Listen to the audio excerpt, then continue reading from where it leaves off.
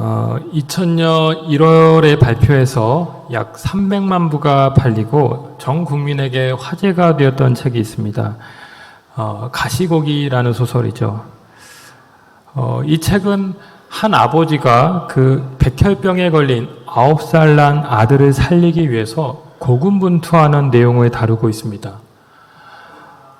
아이의 엄마는 남편과 헤어지고 난 뒤에 자신의 꿈을 쫓아 프랑스로 떠나게 되죠. 이 아빠와 단 둘이 지내게 된 아들에게 아버지는 아들이 가장 사랑한 유일한 사람이었습니다. 자신의 전부와도 같은 존재이죠. 또 이 아버지 역시 하나밖에 없는 그 아들의 백혈병 치료를 위해서 자신의 꿈과 인생을 다 포기하고 그 아이를 살리는 일에 헌신합니다. 이 소설의 악권은 이 아이에게 골수 기증자가 나타나게 되면서 긴박하게 전개가 됩니다. 더 이상은 이 고통받는 아이를 볼 수가 없어서 치료를 중단하고 그 아이와 함께 산골로 들어갔던 아빠가 아이가 다시 살아날 수도 있다는 희망을 갖게 되고 수술비를 마련하기 위해서 할 수 있는 모든 것을 다 시도하죠. 이미 살고 있던 아파트를 처분합니다. 자신이 정말 목숨처럼 애지중지했던 희귀한 시집들을 다 팔아 넘기죠. 뛰어난 시인이었지만 돈을 마련하기 위해서 대중적인 시집을 쓰기로 하고 계약금을 받기도 합니다. 그런데 아무리 그렇게 해도 돈이 부족하자 급기야는 불법이기는 하지만 자신의 신장을 팔기로 하여서 이제 검사를 진행하다가 충격적인 사실을 발견하게 되죠. 바로 자신의 간에 암이 진행되고 있어서 빨리 수술을 받지 않으면 위독할 수 있다는 그 상황을 알게 된 것입니다. 아들은 골수 이식을 해서 3개월간 치료에 집중하면 다시 살아날 수 있는 상황입니다. 반대로 아버지는 당장 수술하지 않으면 6개월밖에 살 수 없는 시한부 상황입니다. 여러분이 아버지라면 어떻게 하시겠습니까? 이 아버지는 일말의 주저함도 없이 자신의 치료를 포기합니다. 만약 자신이 자기 목숨 구하겠다고 치료에 들어가면 이 아들 곁에 있을 수 없고, 그러면 아들이 치료를 받다가 견디지 못하고 그 치료를 이겨내지 못해서 그 병을 고칠 수 없다. 그러니 그 아버지는 자신의 병을 끝까지 아들에게 숨기고 그 아들 곁을 지키면서 결국 아들이 잘 수술을 받고 완치될 수 있도록 했다라는 것입니다. 이 책의 제목이기도 한 가시고기는 참 특별한 물고기입니다. 엄마 가시고기는 알을 낳은 후에 그냥 호련히 어디론가 떠난다고 하죠. 하지만 아빠 가시고기는 그 알 곁에 끝까지 남아 있는다고 합니다. 다른 물고기가 그 알을 먹으려고 달려들면 그들과 목숨을 걸고 싸우면서 그 알을 지킨다는 것이죠. 먹지도 않고 잠을 자지도 않고 계속해서 그 알을 지킨 덕분에 새끼들이 무사히 알에서 깨어나게 됩니다. 그리고 그때쯤 이 아빠 가시고기는 지쳐서 죽게 되는 것이죠. 그러면 새끼들은 그 아빠 가시고기의 살을 뜯어먹으면서 자라난다는 것입니다. 이 가시고기는 아버지의 희생적인 부성애를 상징하는 물고기입니다. 30년 전에도 읽었지만 이번에 다시 읽으면서 참 가슴이 먹먹하고 또 눈물이 나기도 했습니다. 그리고 깨달았습니다.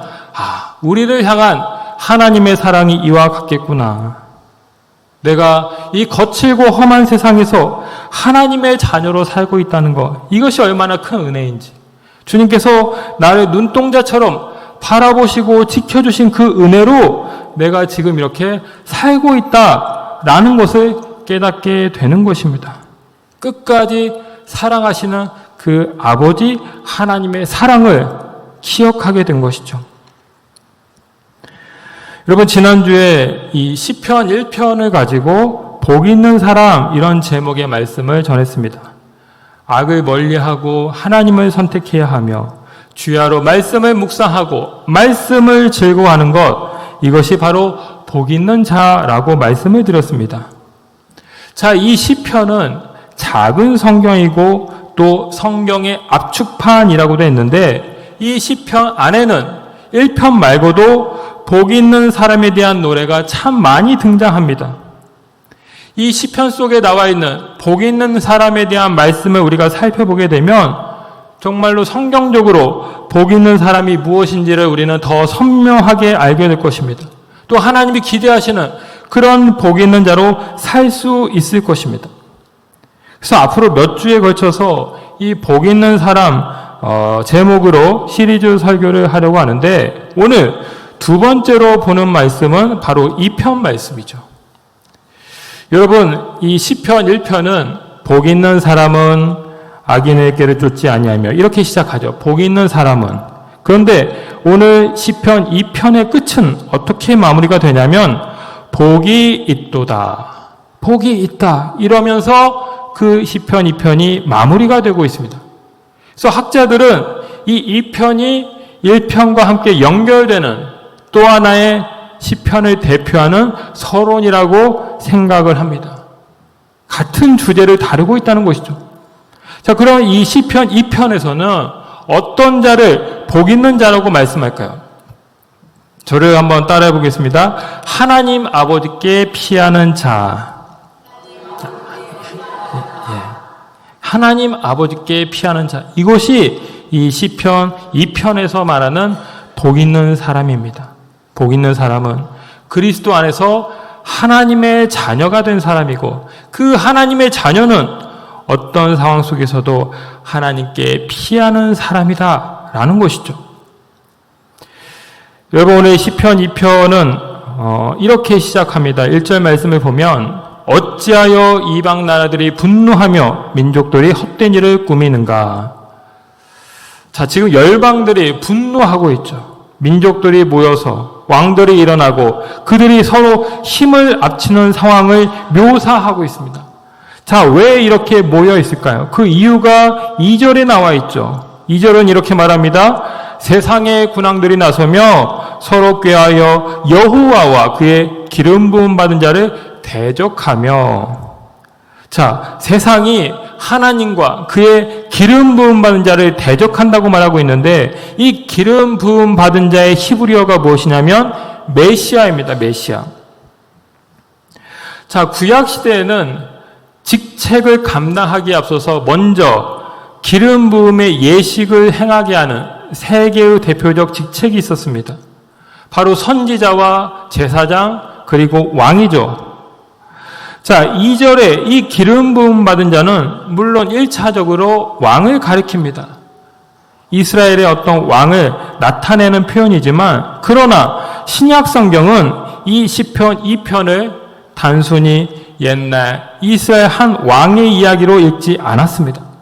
사도행전 4장을 보면 초대교회가 박해를 받게 되는데 그때 이들은 이 시편 2편 말씀을 인용합니다. 자, 사도행전 4장 25절로 27절 말씀을 보시면 그렇게 나와 있습니다. 자, 자막을 보여주실까요? 자, 또 주의 종 우리 조상 다윗의 입을 통하여 성령으로 말씀하시기를. 자, 지금 다윗의 입을 통하여 다윗이 한 말이라고 하면서 시편 2편에 있는 말씀을 그대로 인용하고 있죠. 자, 그리고 나서 이 말씀을 누구에게 적용합니까? 자, 이들이 다 함께 모여 주와 그의 그리스도를 대적하신다 하신 이로소이다. 그리고 그 밑에 하나님께서 기름 부으신 거룩한 종 예수를 거슬러. 그 기름 부음 받은 자가 바로 예수님이라는 것을 여기서 보여주고 있죠. 헤롯과 본디오 빌라도가 예수님을 대적했다. 이 말씀을 하면서 시편 2편을 인용하고 있는 것입니다. 즉 예수님을 통하여서 예수님의 그 순환을 통해 시편 2편의 말씀이 성취되었음을 고백한 것입니다. 실제로 여러분 예수님의 십자가를 보면 시편 2편의 장면과 참 비슷하다는 것을 우리가 알게 됩니다. 헤롯이 예수님을 조롱했습니다. 빌라도는 예수님을 신문했죠. 종교 지도자들은 예수님을 죽여달라고 외쳤습니다. 군인들은 예수님을 때리고 침을 뱉었습니다. 세상의 모든 권세들이 다 힘을 모아서 예수님의 십자가에 못 박은 것입니다. 자, 사람들은 이처럼 하나님께서 보내신 왕을 원하지 않았습니다. 자, 그런데 세상이 아무리 이 하나님의 왕을 거부한다고 해서 하나님께서 세우신 이 왕이 바뀌는 것이냐? 그렇지 않습니다. 4절 말씀을 보면 이렇게 말합니다. 하늘에 계신 이가 웃으심이여 주께서 그들을 비웃으시리로다. 사람들은 예수님이 죽었을 때 자신들이 이겼다고 기뻐하고 환호했죠. 그런데 하늘은 조금도 흔들리지 않았습니다. 오히려 하나님은 말씀하시죠. 6절입니다. 내가 나의 왕을 내 거룩한 산 시온에 세웠다. 여기서 중요한 말이 바로 내가라는 단어이죠. 내가. 세상이 왕을 결정하는 것이 아니라 사람들의 여론이 왕을 결정하는 것도 아니라는 것이죠. 세상이 그 어떤 권력도 역사의 마지막 승자를 결정하지 않는다. 그럼 무엇이 왕을 세우느냐? 바로 역사의 주관자 하나님께서 이 왕을 세우신다는 것입니다. 그리고 하나님께서 그 왕 메시아 예수 그리스도에게 놀라운 말씀을 하십니다. 우리 7절 말씀을 같이 한번 읽어보시겠습니다. 7절입니다. 내가 여호와의 명령을 전하노라. 여호와께서 내게 이르시되 너는 내 아들이라. 오늘 내가 너를 낳았도다. 너는 내 아들이라. 이 말씀을 오늘 우리가 주목해야 됩니다. 그렇습니다. 사람들은 예수님을 십자가에 못 박았지만 하나님은 그분을 죽은 자 가운데서 다시 살리셨습니다. 사람들은 예수님에게 가시관을 씌웠지만 하나님은 예수님에게 영광의 면류관을 씌우셨습니다. 사람들은 예수님을 조롱하며 유대인의 왕이라고 말했지만 하나님은 예수님을 만왕의 왕으로 세우셨습니다. 예수님은 하나님께서 세우신 메시아이시고 하나님의 아들이라는 것입니다. 사랑하는 성도 여러분, 예수님은 결코 어느 한 나라의 왕이 아닙니다. 오늘 8절 말씀처럼 모든 나라를 유업으로 통치하시고 모든 땅을 소유하신 열방의 왕이시죠. 그래서 그 예수님은 부활하셨을 때 제자들에게 이런 말씀을 하셨습니다. 하늘과 땅의 모든 권세를 내게 주셨으니 예수님에게 하나님은 모든 권세를 다 주셨다 말씀하신 것입니다. 그래서 예수님은 참 왕이시고 하나님의 아들이시다. 이것을 우리가 기억해야 됩니다. 이것이 성경에서 말하고 있는 예수님에 대한 증언인 것이죠. 아울러서 우리가 또다시 기억해야 될 중요한 사실 한 가지가 있습니다. 그것이 무엇입니까? 너는 내 아들이다. 이 예수님께 하신 이 말씀을 하나님은 오늘 저와 여러분에게도 하신다라는 것입니다. 아무개야, 너는 내 아들이다. 너는 내 사랑하는 딸이다. 예수 그리스도를 믿는 믿음 안에서 우리 또한 하나님의 자녀로 입양이 되어져서 하나님을 아버지로 모시게 되고 하나님의 자녀로서의 권세를 누리게 된다는 것입니다. 여러분, 성경에는 이 성도의 신분이 하나님의 자녀라는 것을 보여주는 말씀이 참 많이 나옵니다. 대표적인 것이 요한복음 1장 12절이죠. 영접하는 자 곧 그 이름을 믿는 자들에게는 하나님의 자녀가 되는 권세를 주셨다. 여러분, 세상에서 가장 큰 권세가 무엇일까요?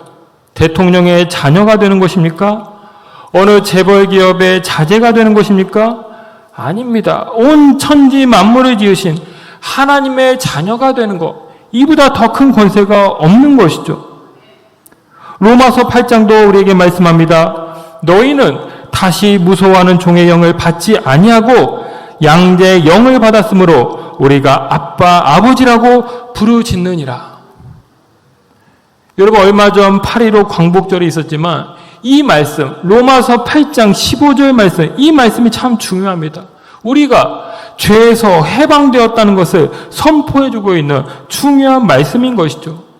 우리는 이제 예수 그리스도 안에서 신분과 우리의 존재 자체가 변하게 됩니다. 소망 없는 삶에서 이제 희망을 노래하는 자가 되었고 영생과 미래가 보장된 인생으로 거듭나게 되었음을 말해주고 있습니다. 이것이 진정한 복인 것입니다. 많은 사람들이 복이라고 하면 하나님께 무엇을 받을 것인가에 주목을 합니다. 하나님, 건강을 주십시오. 사업이 좀 잘 되게 해주십시오. 자녀가 좀 잘 되게 해주시고 이 문제 좀 해결해 주십시오. 물론 우리는 그렇게 기도할 수 있습니다. 또 그렇게 기도할 때 하나님은 우리에게 그런 복을 주시기도 하시죠. 그러나 그것보다 훨씬 더 크고 중요한 복이 있습니다. 바로 하나님을 아버지라고 부를 수 있다라는 것입니다.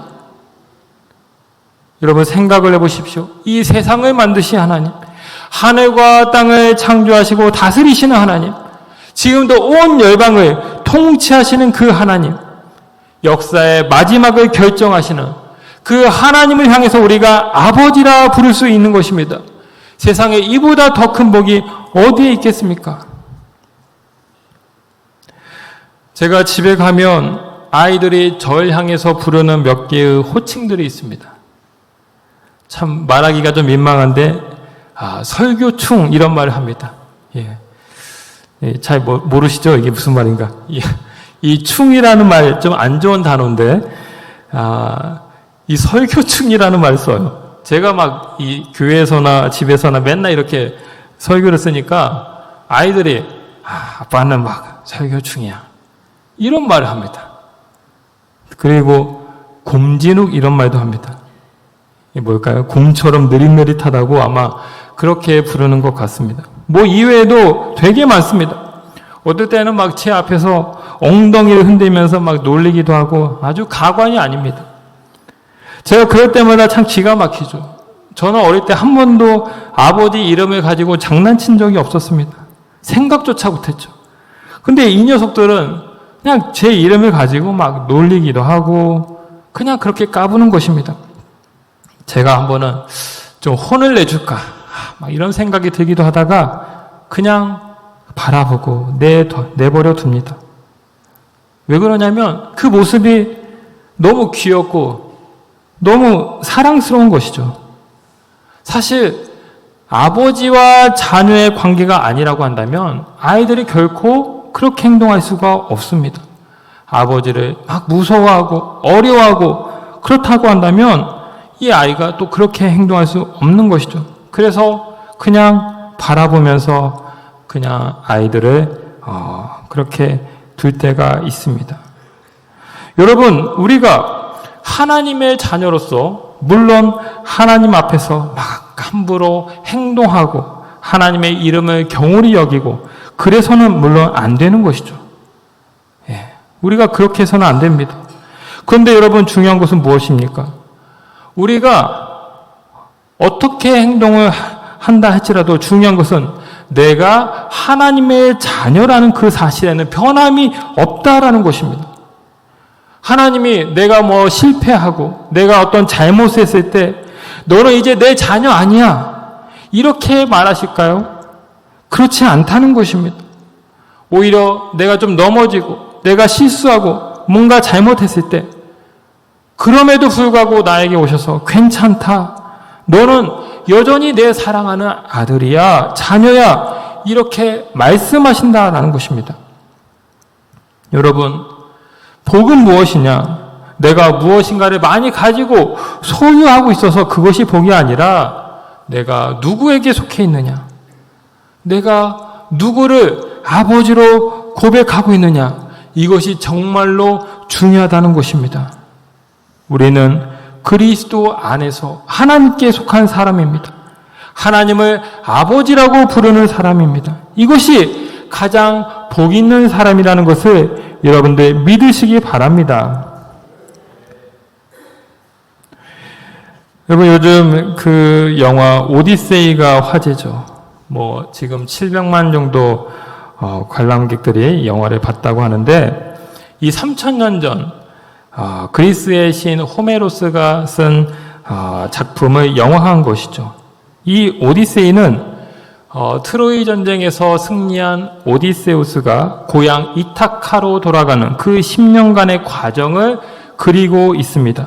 이 영화를 보면 이 오디세우스가 정말 수많은 난관과 장애를 이겨내면서 마침내 고향으로 도착하게 되는 그 과정을 보여주고 있지만, 또 한편에서는 이 오디세우스의 아들 텔레마코스가 아버지 오디세우스를 찾아 나서는 장면도 보여주고 있습니다. 이 아들은 아버지에 비하면 참 부족함이 많죠. 열심히 무술을 연마합니다. 또 아버지가 없는 나라에 대한 걱정도 많이 하지만 아직 어리고 부족함이 많은 그런 아들입니다. 그래서 이 오디세우스의 정적들은 이 아들을 제거하기 위해서 암살을 시도하는데, 아버지 오디세우스가 극적으로 나타나서 그 아들을 살려주고 위기를 벗어나게 하죠. 그리고 이 아버지와 아들이 함께 고향에 돌아가고 오디세우스는 그 자신의 모든 대적들을 다 물리칩니다. 그래서 아들과 아내를 비롯해서 그 왕국을 잘 지켜내면서 이 영화는 마무리가 되죠. 이 아들의 여정을 보면 이 하나님의 자녀가 이 땅에서 겪는 그 믿음의 순례를 생각하게 됩니다. 여러분, 자녀들은 나이가 많으나 적으나 부모가 볼 때는 다 똑같은 자식입니다. 부모에게 속한 그런 어린 자식이죠. 자녀가 어렵고 힘들 때마다 그 부모를 떠올리고 부모에게 찾아가는 이유가 무엇입니까? 부모가 언제나 나를 위로하고 나를 사랑해 준다는 그 확신이 있기 때문에 그렇게 하는 것이죠. 여러분, 신앙도 마찬가지입니다. 우리가 하나님의 자녀로 살아가다 보면 수많은 어려움이 찾아오게 됩니다. 세상의 시련과 유혹 앞에 서게 됩니다. 맞서 싸워야 되고 영적 싸움을 해야 됩니다. 자, 그럴 때 우리에게 필요한 것이 무엇이냐? 우리의 아버지 되시는 하나님께로 피해야 한다는 것입니다. 예수님이 말씀하셨죠. 수고하고 무거운 짐진 자들아, 다 내게로 오라. 내가 너희를 쉬게 하리라. 참된 쉼과 평안은 어디에서 올까요? 주님께 나아갈 때입니다. 주님 안에서 우리는 세상에 줄 수 없는 평안을 누리고 안식을 얻게 됩니다. 자녀가 부모 품에서 안전하듯이 우리는 주님 품으로 달려가야 됩니다. 주님께 피하는 자가 복 있는 자인 것입니다. 종교개혁 초기에 이 마틴 루터에게 큰 위기가 찾아옵니다. 그 가톨릭의 면죄부 판매에 반대해서 95개 조항을 발표하죠. 가톨릭을 비판하자 가톨릭이 가만히 있지 않습니다. 교황청에서는 당장 주장을 철회하라고 요구하지만 루터가 이를 거부하자 루터는 곧 파문을 당합니다. 또 1521년 루터는 보름스 제국의회에 소환이 됩니다. 황제 앞에서 자신의 모든 그 책과 주장을 철회하라는 압력을 다시 한번 받지만 이 루터가 나는 결코 하나님 말씀에 사로잡혀 있다고 하면서 자신의 뜻을 굽히지 않습니다. 그래서 이 루터는 더 이상 제국의 보호를 받을 수 없는 그런 상태가 되고 생명까지 위태로운 그런 상황에 놓이게 됩니다. 자, 이때 작센의 선제후 프리드리히가 이 루터를 보호하기 위해서 한 가지 일을 계획하죠.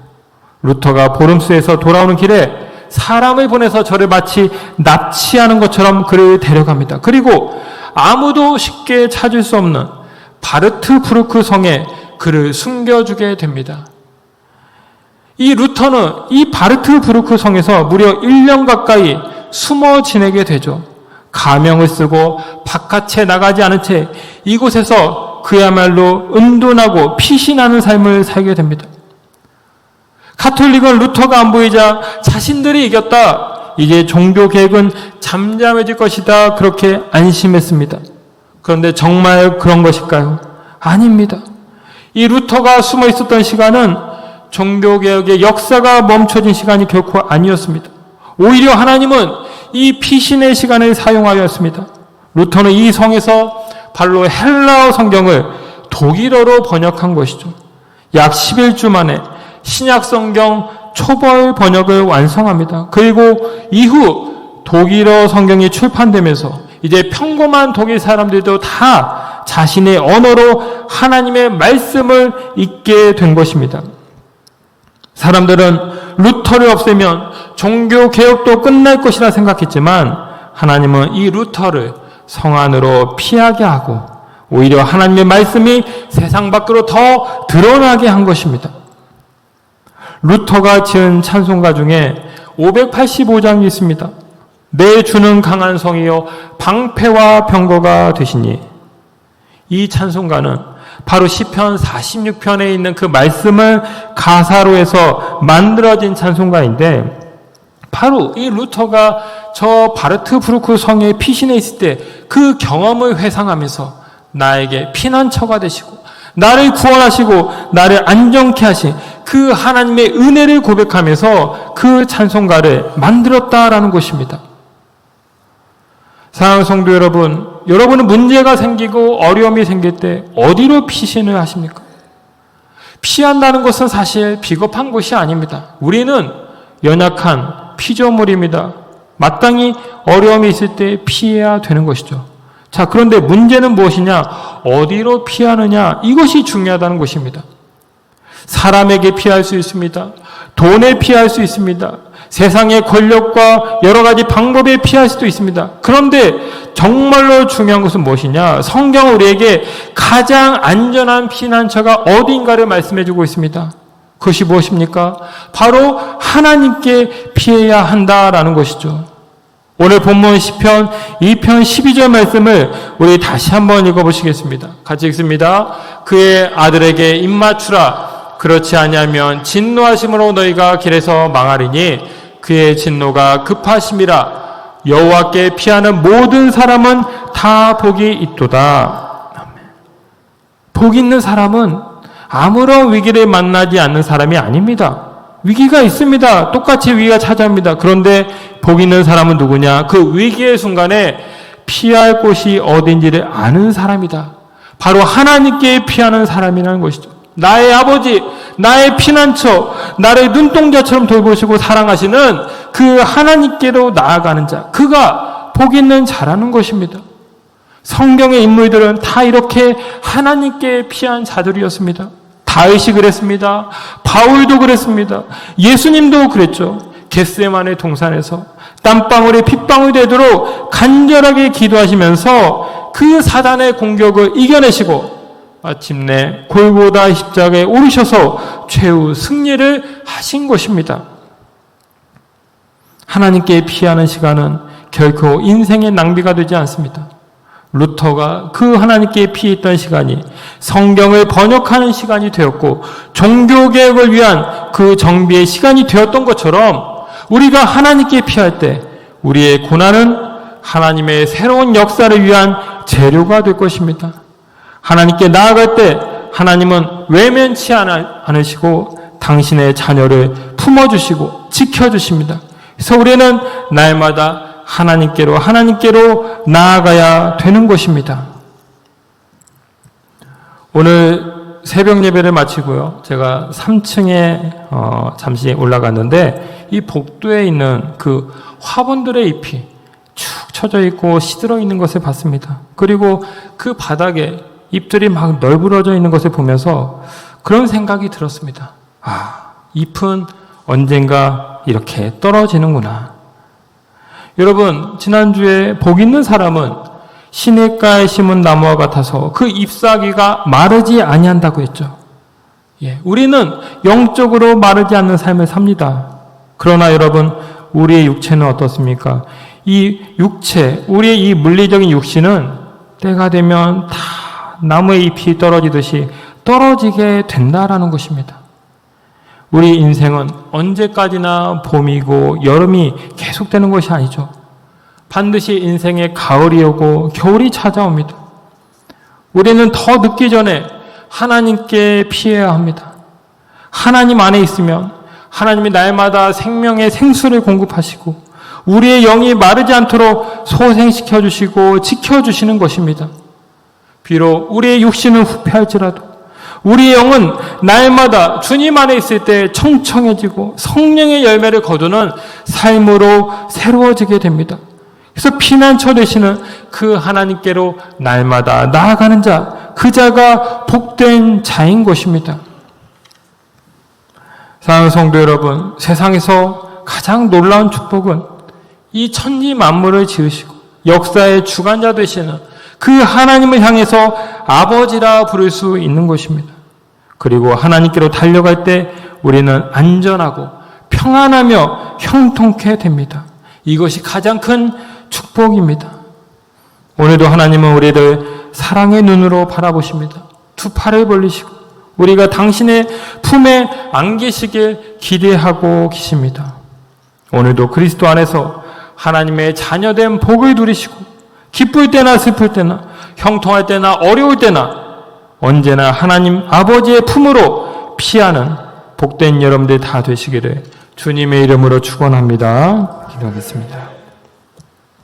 아버지 하나님, 우리를 사랑하셔서 아무 공로 없고 자격 없는 우리를 하나님의 자녀로 불러주시고 택하여 주신 것 감사를 드립니다.